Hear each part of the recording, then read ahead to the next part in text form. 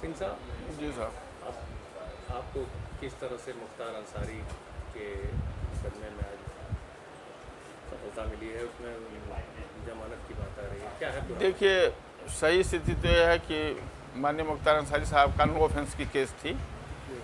यह लगातार करीब 25 साल से हमारे सदर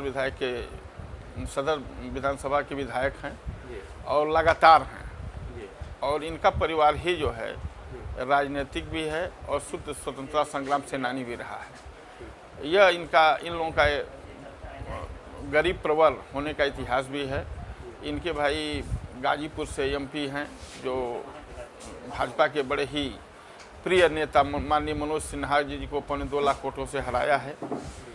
और इनके खिलाफ मात्र इनको राजनीतिक विद्वेष की वजह से नो ऑफेंस की केस में अभियुक्त बना दिया गया था। इनके विरुद्ध मुकदमा अपराध संख्या 4 सन 2020 धारा 419, 420, 67, 68, 471 आईपीसी व 30 आयुध अधिनियम में इनको अभियुक्त बनाया गया था। जबकि इनका मात्र आरोप इतना ही था कि इन्होंने अपने लेटर पैड पर जिन लोगों का शस्त्र बना था उनकी सिफारिश किए थे कि माननीय डीएम साहब, इन लोगों की फाइलें आपके यहाँ जा चुकी हैं, आप इनका शस्त्र लाइसेंस निर्गत कर देंगे, बड़ी कृपा होगी।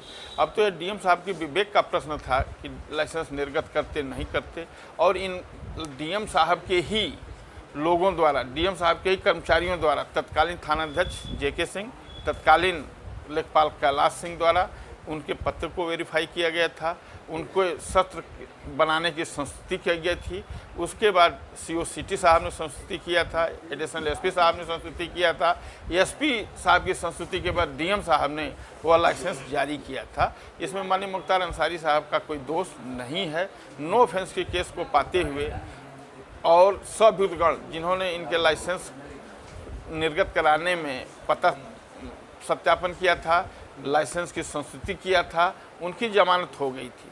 उस आधार पर माननीय मुख्तार अंसारी जो सदर विधायक हैं, इनको 1 लाख की जमानत पर छोड़ने का आदेश सत्र न्यायालय मऊ द्वारा दिया गया है।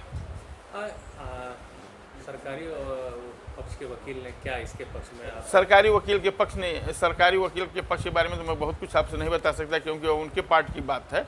लेकिन उन्होंने 41 मुकदमों का आपराधिक इतिहास दिया और यह कहा कि साहब इनका आपराधिक इतिहास है और इन्होंने जो है शस्त्र बनवाने में गलत पते पर इन्होंने सहयोग किया। माननीय जिसका मैंने काउंटर किया कि साहब 41 मुकदमे जो हैं उसमें से मैक्सिमम मुकदमे जो हैं जो दोष मुक्त हो चुके हैं, जिसमें वो दोष मुक्त हो चुके हैं, तथा कुछ में एफआईआर लग गया है, कुछ मुकदमे एक्सपंज हो चुके हैं। और सुप्रीम कोर्ट की व्यवस्था को ध्यान में रखते हुए माननीय जनपद न्यायाधीश ने यह कहा कि court of law will be guided by interpretation of the facts of the FIR, not by the personality famous और नोटोरियस। इसको ध्यान में रखते हुए उन्होंने जमानत 1 लाख की 2 उसमें स्वीकृत कर दिया।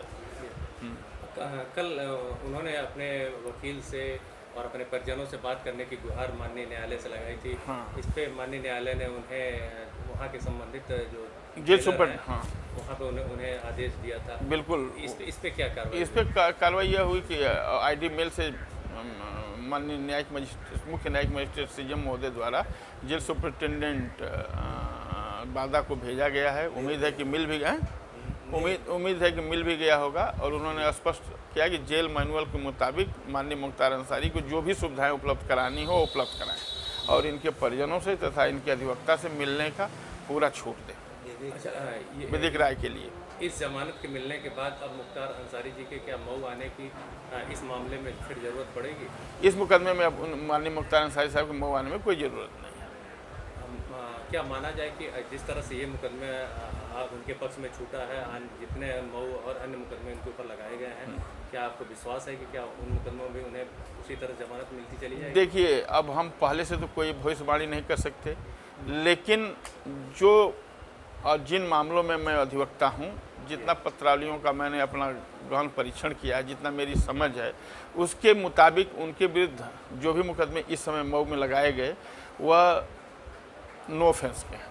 उनके विरुद्ध कोई आरोप नहीं बनता, क्योंकि इसी आधार पर एक गैंगस्टर का मुकदमा लगाया गया। बताइए, एक व्यक्ति के खिलाफ एक गैंगस्टर का मुकदमा लगाया जाना चाहिए, 7-7 गैंगस्टर के मुकदमे लगा दिए गए। हर मुकदमे पर एक गैंगस्टर, हर मुकदमे पर एक गैंगस्टर का मुकदमा, जो कि यह कॉन्स्टिट्यूशन की आर्टिकल 24 के खिलाफ है।